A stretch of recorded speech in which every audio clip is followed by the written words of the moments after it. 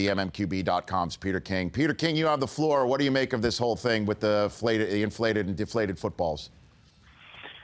Well, if they were deflated, as Chris Mortensen reported 11 of 12, I think it might be 12 of 12, in fact.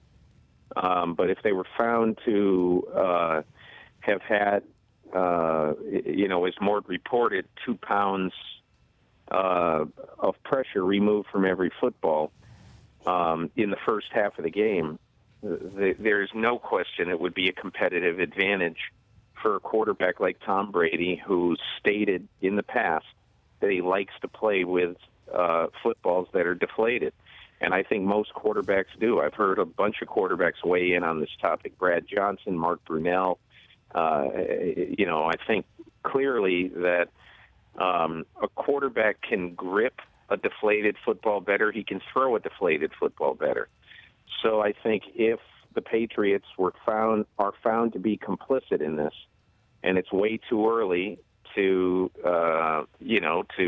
rush to judgment on this, but if they're found to be complicit, I think they're going to face some very significant sanctions from the league. How do you mean? How significant? I don't know what I mean. I truly don't. I don't know. Does it mean a suspension of the offending parties? I don't know. A huge fine, draft choices? I don't know. I just think it's too early.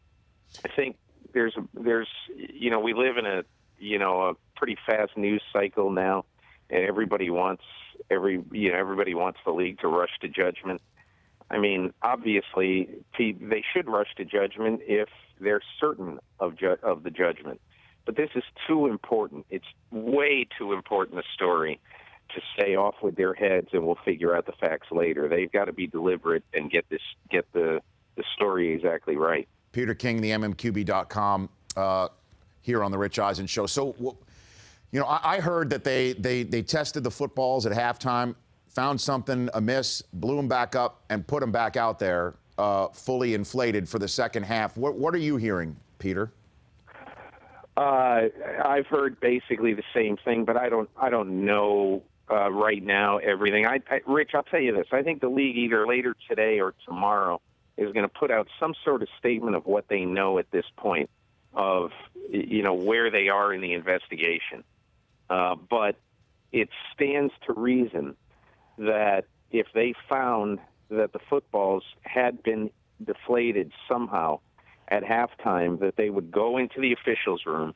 There is an air pump in every official's locker room in the NFL because all the officials, and I saw this with Gene Sterator's crew when I wrote about this last year, that all officials, led by the head linesman, have to check the air pressure in the 12 footballs for the home team and the 12 footballs for the visiting team. And so it stands to reason that if they found that the balls were lacking pressure, that they would have blown them up at halftime and then used them beginning, fully pumped up, starting in the third quarter. And look, nobody is suggesting nobody would suggest that this was such a competitive advantage that it helped the Patriots beat the Colts 45-7. I can't tell you where that is, but that's really not the point. The point is that, if they did something against the rules, then they have to be held accountable for it. The question is then why, right, Peter? I mean, I know we shouldn't ask, maybe we don't have to ask that question until we get the full adjudication of the matter, but it's just a head scratcher, or is it just so prevalent that they're just the first team to be maybe caught doing it? Look, Rich, when I witnessed this last year with Sterator's crew, the head linesman in the crew's in charge of this for every crew. A head linesman is a guy named Wayne Mackey. Mm-hmm. Wayne Mackey was paranoid, not paranoid, that's the wrong word. He was very buttoned up about the footballs. He put them in a big ball bag. He zipped up the ball bag, and he wouldn't give the ball bag to the ball boys until there was like 2 minutes before the game kicked off. So, Matt Leinart on Twitter said today, everybody does it. Everybody doctors the footballs. I think that's a load of crap. I mean, at least from what I've witnessed.